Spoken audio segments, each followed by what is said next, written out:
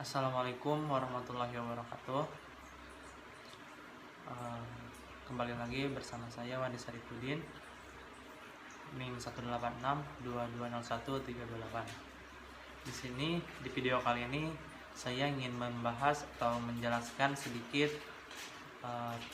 mata kuliah teori akuntansi, yaitu signaling teori. Baik, langsung saja ke pembahasan materinya. Nah, perlu kalian ketahui, teori akuntansi itu merupakan sebuah konsep, definisi, dalil yang digambarkan, serta sistematis sebuah peristiwa akuntansi yang mengulas keterkaitannya antara satu variabel dengan variabel lainnya. Di dalam struktur akuntansi dengan maksud bisa menjelaskan dan mendeteksi peristiwa dan fenomena yang akan muncul. Nah, saya ingin membahas mengenai signaling teori atau teori sinyal. Teori sinyal menurut JAMA 2008 merupakan teori yang mengupakan tentang bagaimana seharusnya sebuah perusahaan memberikan sinyal kepada pengguna laporan keuangan. Perusahaan memberikan sinyal kepada pengguna laporan keuangan ini mengenai apa yang sudah dilakukan oleh manajemen dan merealisasikannya keinginan pemilik. Sinyal dapat berupa promosi atau informasi lain yang menyatakan bahwa perusahaan tersebut lebih baik daripada perusahaan lain. Nah, teori sinyal ini menjelaskan bahwa pemberian sinyal dilakukan oleh manajer untuk mengurangi asimetri informasi. Nah, manajer itu memberikan informasi melalui laporan keuangan bahwa mereka menerapkan kebijakan akuntansi konservasinya itu menghasilkan laba yang lebih berkualitas. Karena prinsip ini, prinsip signaling teori ini menggambarkan menyajikan keterangan, catatan atau gambaran baik untuk keadaan masa lalu, saat ini maupun masa yang akan datang bagi kelangsungan hidup perusahaan dan bagaimana efeknya pada perusahaan.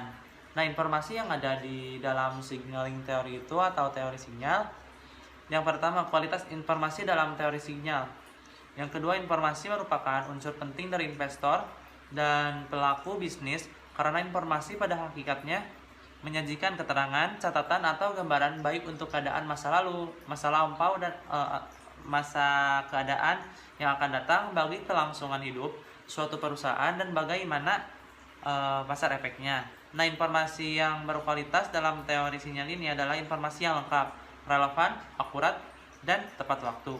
Hal tersebut sangat diperlukan oleh investor di pasar modal karena disajikan sebagai alat analisis untuk mengambil keputusan investasi.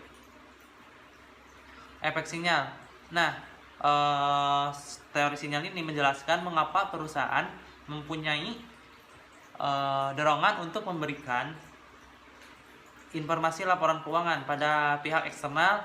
Nah, motivasi perusahaan itu untuk memberikan informasi karena terdapat asimetri informasi antara perusahaan dan pihak luar, karena perusahaan mengetahui lebih banyak mengenai perusahaan dan prospek yang akan datang kepada pihak eksternal perusahaan atau investor dan kreditor.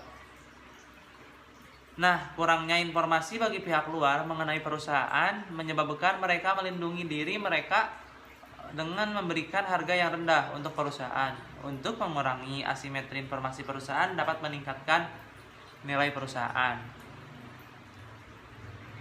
Nah, teori sinyal ini dapat diaplikasikan pada tingkat leverage perusahaan, di mana perusahaan yang besar akan membuat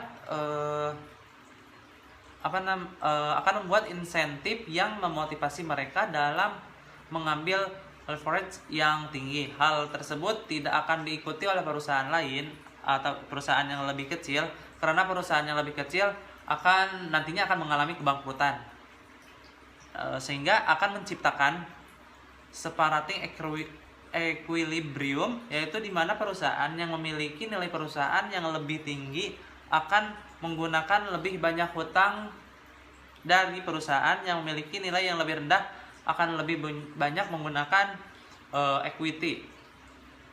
Lalu teori sinyal ini akan mengungkapkan bahwa investor dapat membedakan antara perusahaan yang memiliki nilai rendah dengan cara melakukan observasi kepemilikan, struktur pemodalnya, serta menandai valuasi tinggi untuk perusahaan yang levelnya itu dan equilibriumnya itu stabil. Karena perusahaan bernilai rendah tidak dapat meniru perusahaan yang lebih tinggi. Nah, itu sekilas pembahasan mengenai sinyal teori atau teori sinyal. Mungkin pembahasan materi sinyal teori dicukupkan sekian. Masih banyak kekurangan, mohon maaf. Wassalamualaikum warahmatullahi wabarakatuh.